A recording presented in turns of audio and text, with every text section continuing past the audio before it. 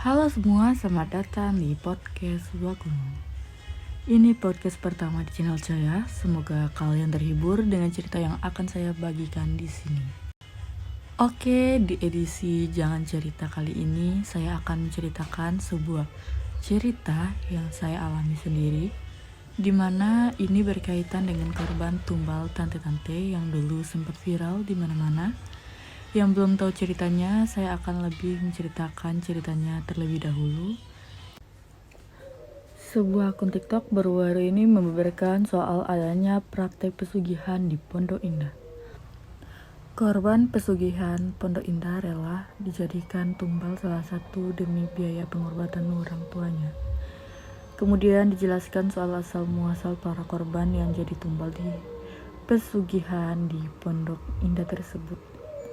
Dia menyebut korban dalam pesta tumbal tersebut merupakan berondong alias laki-laki simpanan dari tante-tante yang melakukan penumbalan. Dan berondong itu tidak langsung dijadikan sebagai korban tumbal, melainkan menjadi simpanan tante-tante tersebut terlebih dahulu. Tak hanya itu, akun tersebut menulis bahwa si berondong ikhlas untuk dijadikan tumbal karena sebelumnya ada persetujuan kontrak terlebih dahulu. Seperti itu cerita yang beredar saat ini. Kita masuk ke cerita saya. Saat masih hangat-hangatnya berita ini, hampir semua orang membicarakannya, termasuk kami. Di mana saat itu sebut saja Mawar sedang menceritakan kronologinya kepada teman saya. Teman saya sebut saja namanya adalah Uda, sama sekali tidak mengetahui berita ini. Jadi, Uda minta diceritakan ulang sedikit informasi. Uda memiliki indera keenam. Dan saat Mawar baru menceritakan sepenggal cerita itu, Uda kaget dan spontan bilang, Udah Mawar, jangan ceritakan lagi. Dia datang. Pada saat itu spontan kita semua diam. Uda bilang dia datang karena terpanggil oleh cerita kita. Dan saat ini dia ingin minta tolong kepada kita untuk membalaskan dendamnya. Tak hanya bisa melihat, Uda juga bisa menjadi perantara atau jembatan antara dunia lain dengan dunia manusia. Jadi dia ingin masuk ke dalam tubuh Uda. Kalau tidak, dia akan terus mengikuti kami sampai kami mau menolongnya atau berbicara dengan dia. Awalnya kami tidak terlalu menghiraukan beliau. Kami asik berbicara, hanya saja karena waktu sudah menunjukkan jam 1 malam, tepatnya di rumah saya, di teras rumah saya. Karena sudah terlalu malam, mau tidak mau, udah menjadi perantara jembatan penghubung dari dia dengan kami. Tiba-tiba beliau menangis. Pergi ke pojokan menyendiri, dia menangis. Saya bertanya, kamu siapa? Dia menangis. Sakit. Kemudian saya bertanya lagi, kamu korban pesugihan ya? Dia menjawab, Iya. kamu ngapain di sini? Saya bertanya begitu. Saya mau minta tolong. Maaf, kami nggak bisa nolong. Kalau saya soal ini saja. Teman saya bertanya, Tolong apa? Mau ditolong apa?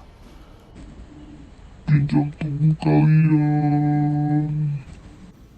buat apa? Buat balas dendam. Saat ketika dengar beliau bilang balas dendam, kami otomatis tidak akan meminjamkannya, tidak akan menolong beliau.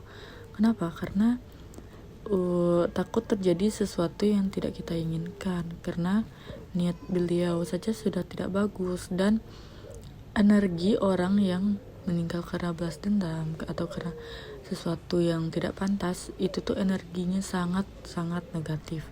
Jadi makanya kami dari awal emang tidak mau berkomunikasi dengan dia. Saya kesakitan.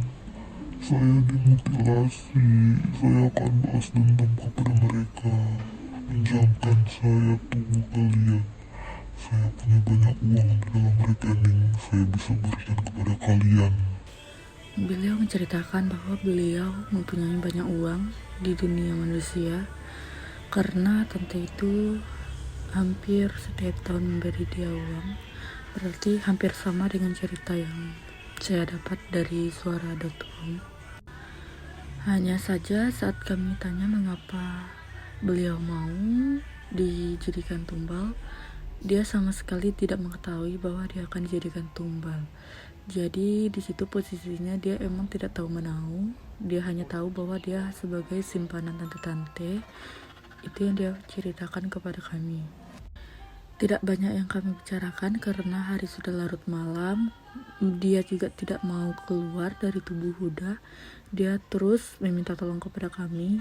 Karena sudah larut malam, jam sudah menunjukkan jam 3. Mau tidak mau, kami mengurung dia, kami mengikat dia, dan keesokan harinya kami melepaskannya dan mengirimnya kembali ke rumah. Selain itu, kami hanya bisa menolong dengan membacakan Al-Fatihah supaya beliau tenang di sana, dan keluarga yang ditinggalkan juga diberikan ketabahan oleh Allah. Amin. Oke, mungkin cukup sekian podcast kita pada hari ini.